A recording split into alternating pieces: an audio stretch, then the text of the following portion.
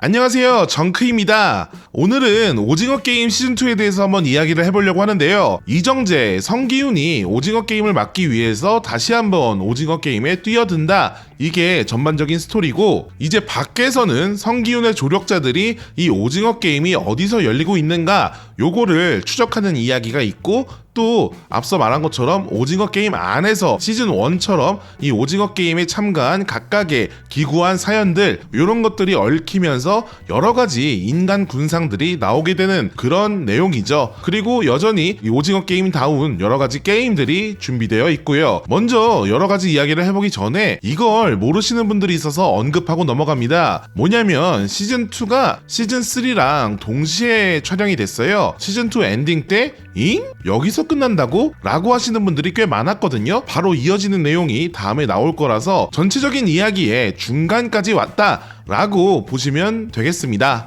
일단은 게임에 대해서 한번 이야기를 해보고, 그리고 이번 작품이 등장인물이 정말 많거든요. 그래서 등장인물에 대한 이야기들을 조금 언급한 다음에, 그리고 나서 제 리뷰를 이야기해보도록 하겠습니다.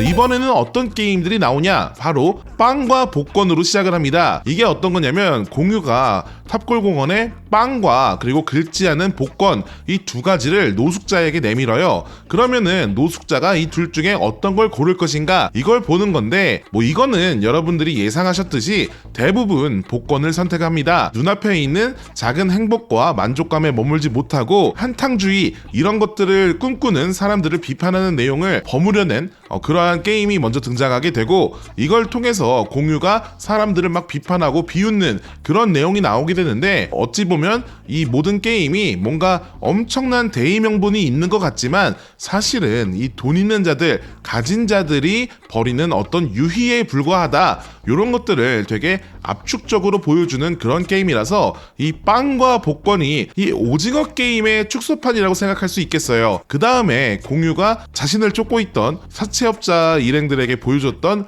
러시안 룰렛 게임이 있는데, 클래식하지만 상당히 긴장감이 있기 때문에 데스게임류에서는 그래도 자주 사용되고 있는 편이고, 최근에 벅샷 룰렛이라는 그런 게임으로도 나와서 많은 분들에게 익숙한 그런 게임 룰이라고 생각합니다. 근데 여기다가 가위바위보 하나 빼기를 조금 더한 게 또 잘 먹혀가지고 상당히 재밌는 장치였습니다. 그리고 이제 본격적으로 오징어 게임에서 펼쳐지는 게임들을 좀 다뤄보면은 일단은 오징어 게임의 상징이라고 할 수 있죠. 무궁화 꽃이 피었습니다가 제일 첫 번째 게임으로 나옵니다. 그리고 본격적인 변주가 펼쳐지는 두 번째 게임은 바로 6개의 다리, 즉 5인 육각 게임입니다. 5명의 인물들이 다리를 묶어서 이제 하나의 몸처럼 움직이면서 나아가는데, 거기에 5개의 미니게임을 또 배치하게 되죠. 그래서 딱지치기, 비석치기, 공기놀이, 팽이 돌리기, 그리고 제기차기까지 요 게임들을 시간 내에 클리어해야 되는 그런 상황이 펼쳐지게 됩니다. 저는 보면서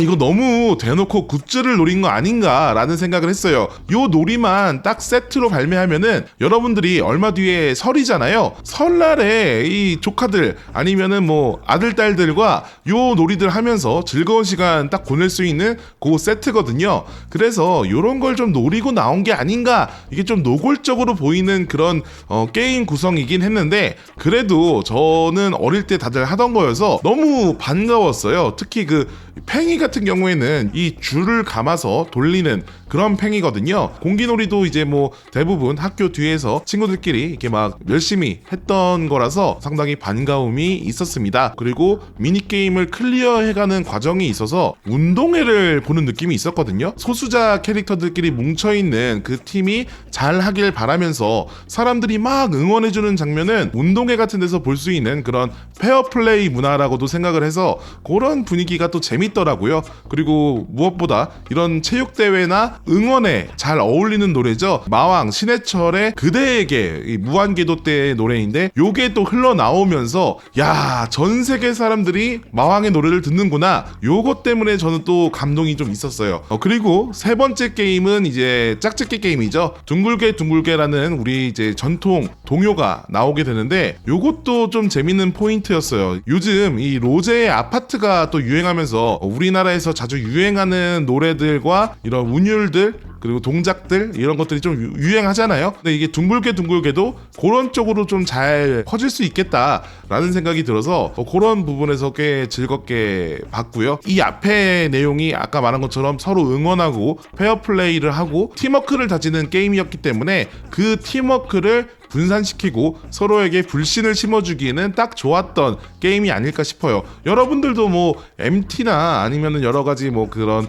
행사들에서 이 짝짓기 게임을 해보면 알겠지만 또 은근히 내 사회적 위치를 확인할 수 있는 그런 게임이기도 해서 어떤 부분에서 이런 사람들이 소외감을 느끼고 배신감을 느끼고 하는지를 우리들은 너무 잘 알죠. 그래서 이제 그런 포인트에서 재밌게 봤던 종류들이었습니다. 전체적으로 시즌 1에 비해서는 뭐 신선하지 않았다라는 평가가 나올 수는 있다고 생각해요. 근데 저는 시나리오를 위해서 전체적인 이야기를 위해서는 적절하게 잘 배치한 게임들이 아니었나라는 생각은 해서 뭐 나쁘게 보진 않았습니다. 그리고 이번에는 등장인물에 대해서 한번 이야기를 해볼 건데 모든 등장인물들에 대해서 얘기할 건 아니에요. 이번 작품은 나오는 사람이 너무 많아서 사실 정말 많은 캐릭터들이 매력적으로 표현될 수 있음에도 불구하고 쩌리가 된 캐릭터가 되게 많았거든요. 그래서 그 부분이 좀 아쉬워서 저는 이 작품의 단점이라고 생각도 하는데 일단 그런 부분을 얘기하기 전에 정말 연기를 너무 잘해가지고 그런 부분에서 한번 조명하고 싶은 부분이 있어서 따로 뺐습니다. 제가 단점이라고 느꼈던 부분들은 좀 더 뒤에서 더 설명을 하겠고요.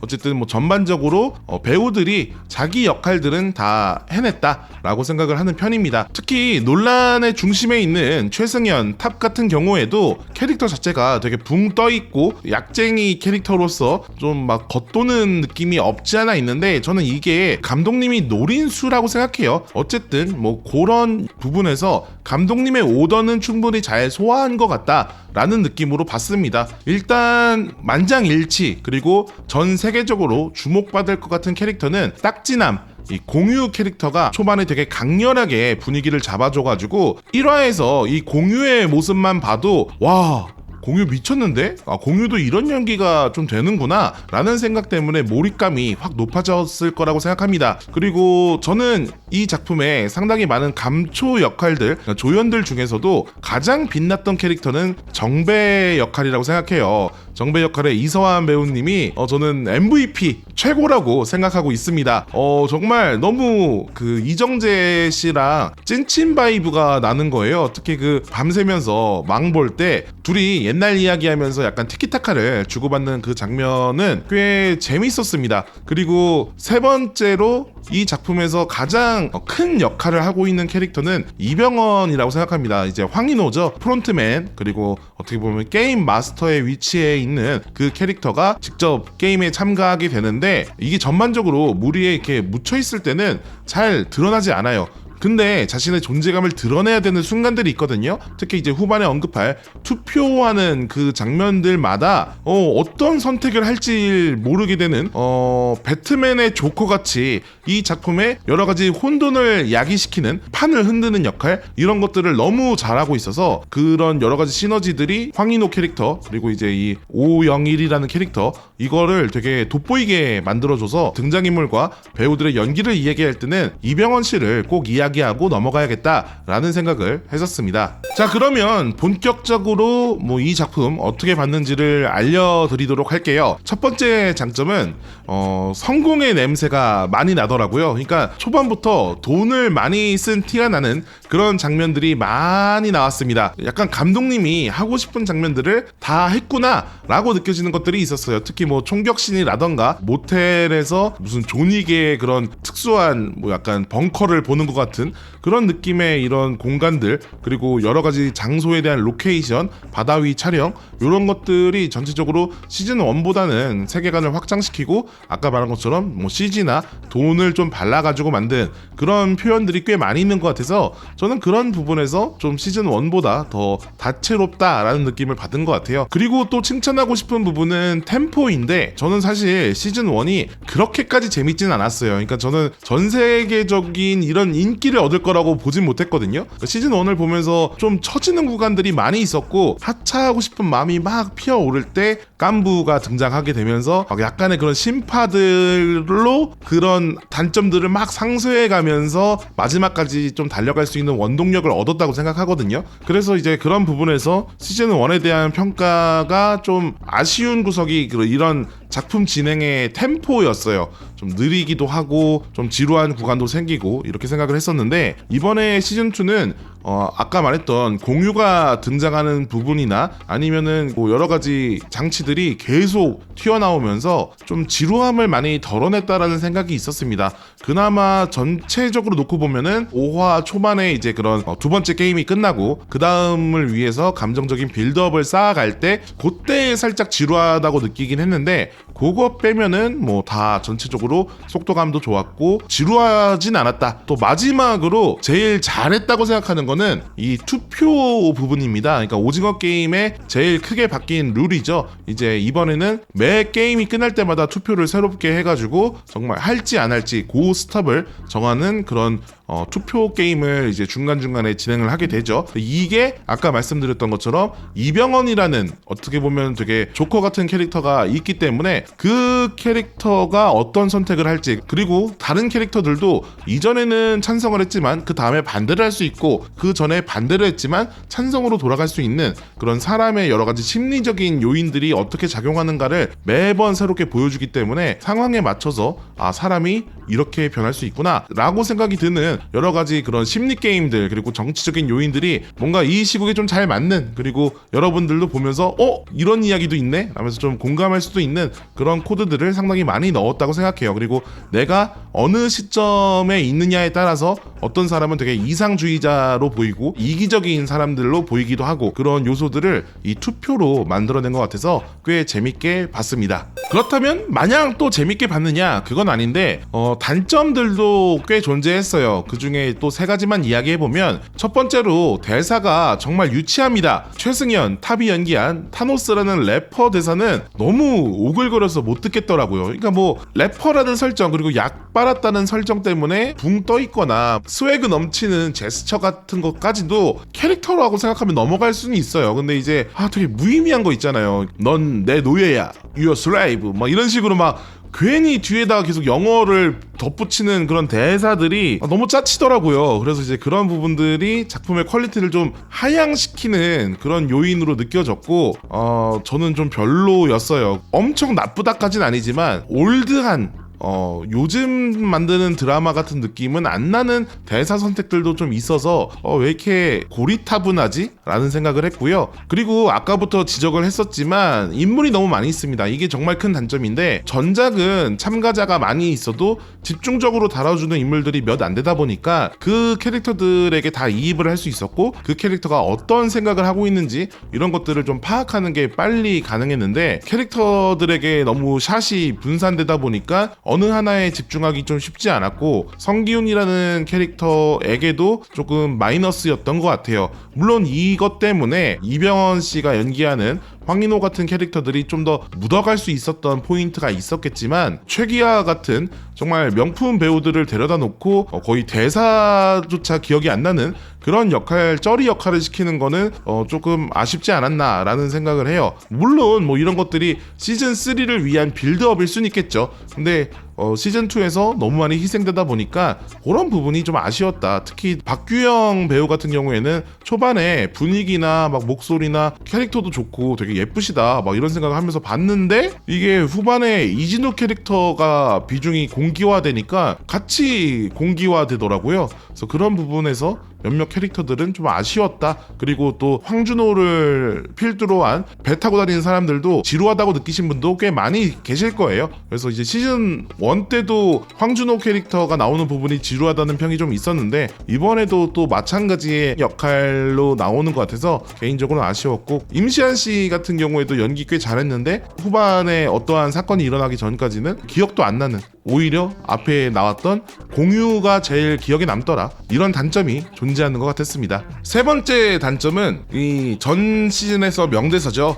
X발 기훈이 형! 뭐 물론 시즌 1부터 성기훈이 맹한 인물이긴 했어요. 그렇게 똑똑해 보이지도 않았고 좋은 선택만 했던 인물은 아니거든요. 그래서 이제 이 캐릭터 자체가 뭔가 비장하게 군다고 해서 뭔가 엄청난 역할을 해낼 거란 기대감은 없었지만 그래도 자기가 2년 내내 뭔가 준비한 것처럼 이렇게 막 등장을 하는데 그 본질을 버리지 못했다는 게 좀 아쉽더라고요. 그게 뭐냐면 마지막에 나오는 반란 부분이었는데 그 전까지는 막 사람을 한 명이라도 더 살리겠다고 움직이지 마 얼음 막 이런 거 하던 사람이 갑자기 어쩔 수 없어 이 사람들은 희생될 수밖에 없어 이러면서 X 쪽 사람들이 죽어 나가는데도 막 그걸 방치하잖아요. 반란을 위해서. 아무리 급하다고 해도 캐릭터가 하려고 했던 행동들과 지금 상황이 맞나? 라는 생각을 해보게 됐었고 이 바깥에 요원들이 얼마나 있는지 병정들이 얼마나 있는지 자신이 파악한 게 아니잖아요. 근데 뭣도 모르고 총만 얻었다고 해서 반란을 일으키는 것도 생각이 너무 짧지 않았나 뭐 이렇게 좀 느끼게 되더라고요. 물론 그러니까 이제 황인호에게 이병헌에게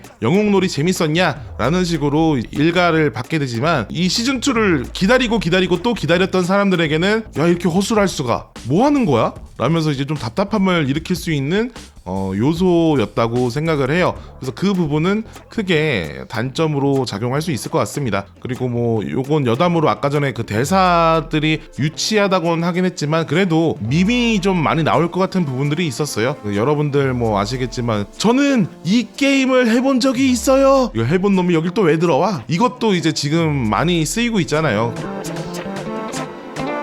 자 그러면 오늘 오징어 게임에 대한 이야기는 좀 마무리하려고 하는데 어쨌든 저는 개인적으로 시즌 1에서 발전도 있었고 그래도 좀 선방한 케이스가 아닌가 전초전으로서는 충분히 잘 보여주지 않았나 라는 생각이 있어서 나쁘게까지 이야기하고 싶지는 않은 그런 작품이었습니다. 자 그러면은 마지막으로 한 줄 평이랑 크 점을 하고 이 영상 마무리해 보도록 할게요. 꽝은 아니지만 좋아하기도 애매한 500원짜리 당첨 복권 크크